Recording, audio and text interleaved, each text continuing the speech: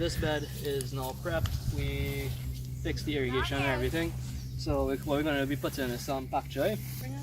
I want to talk about the grow box design and the irrigation a little bit before we move on. So you might be asking yourself the question, why is it that the grow box is so small? Why is it that we use 3 of these bricks across, and you know the reason for the orientation, why the line is on the inside versus the outside, etc.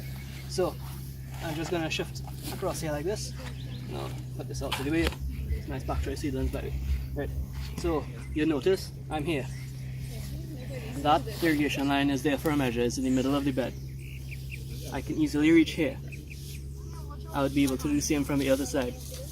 And we have a lot of, you know, younger people dealing with these grow boxes.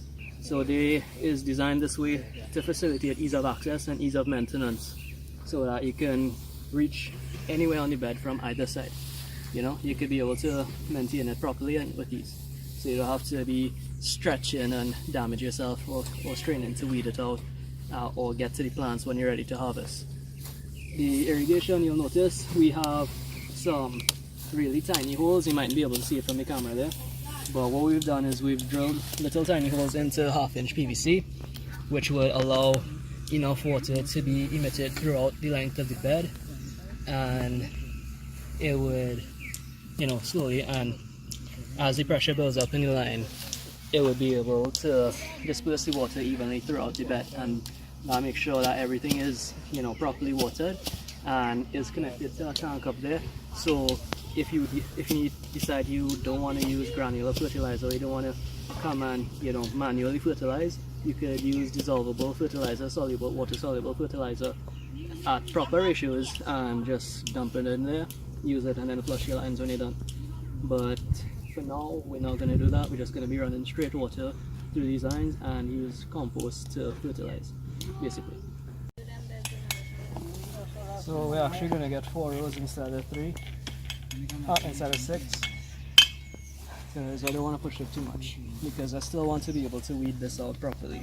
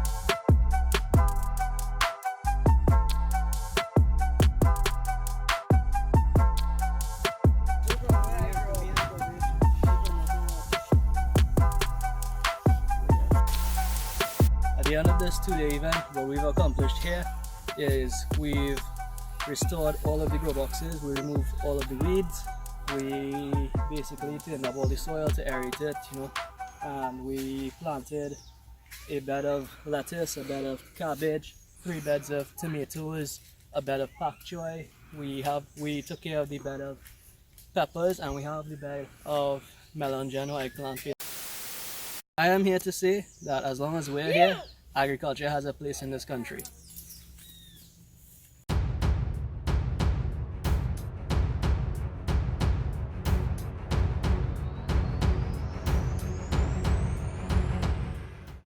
So it's very important to gently remove the irrigation.